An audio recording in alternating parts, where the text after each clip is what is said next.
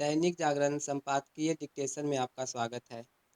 Dictation 10 second के बाद start होगा।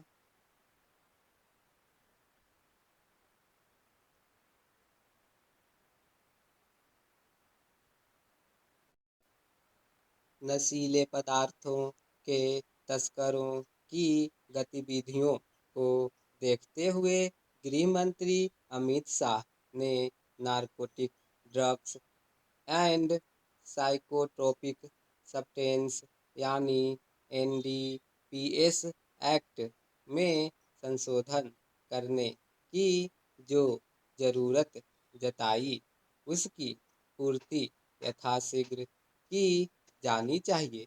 उचित यह होगा कि राज्य सरकारें इस कानून में वांछित संशोधन के लिए सुझाव देने का काम तत्परता से करें, क्योंकि नशे के तस्करों से निपटने में उनका योगदान बहुत अहम है। वे इससे भी परिचित हैं कि नशे के तस्कर एनडीपीएस एक्ट की किन खामियों का लाभ उठाते हैं।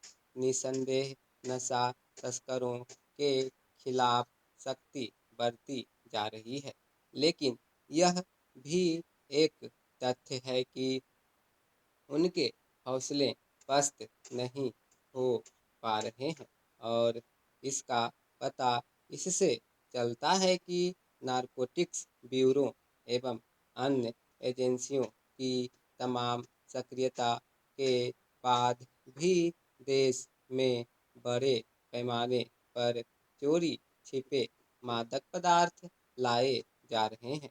देश के कुछ राज्यों और विशेष रूप से सीमावर्ती राज्यों में नशे के तस्करों की गतिविधियां कुछ ज़्यादा ही देखने को मिल रही हैं।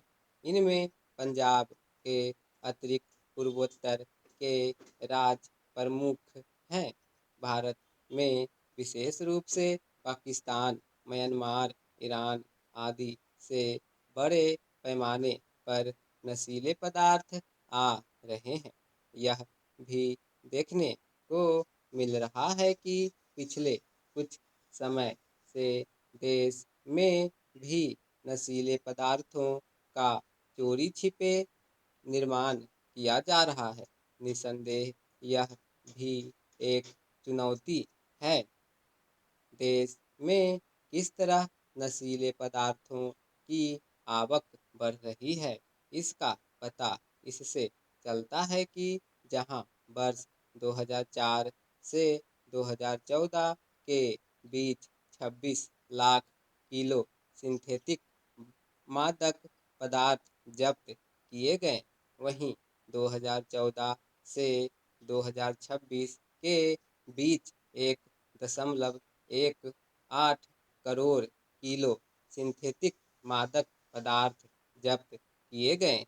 इससे एक और यहाँ जहाँ यह पता चलता है कि मादक पदार्थों की तस्करी रोकने में संबंधित एजेंसियों को लगातार सफलता मिल रही है, वहीं दूसरी ओर यह भी रेखांकित होता है कि मादक पदार्थों के तस्करों का दुस्साहस बढ़ रहा है।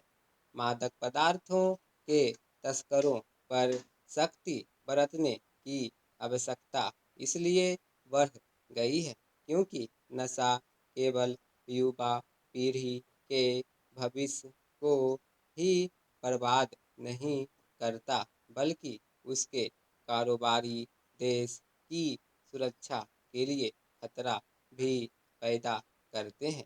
यह किसी से छिपा नहीं कि नशीले पदार्थों की तस्करी से हासिल किए जाने वाले पैसे से अपराधी आधुनिक हथियार खरीदते हैं। अपराधियों के कई गिरोह ऐसे हैं जो अपने अपराध तंत्र को खड़ा करने के लिए नशीले पदार्थों का कारोबार करते हैं। इसी तरह कई आतंकी संगठन भी नशीले पदार्थों की तस्करी करते हैं। यह सही है कि मादक पदार्थों की तस्करी के खिलाफ जीरो टॉलरेंस की नीति अपनाने की बात की जा रही है, लेकिन जब तक नशे के कारोबारी दबाव में नहीं आते, तब तक इस नीति से वांछित नतीजे हासिल नहीं हो सकते।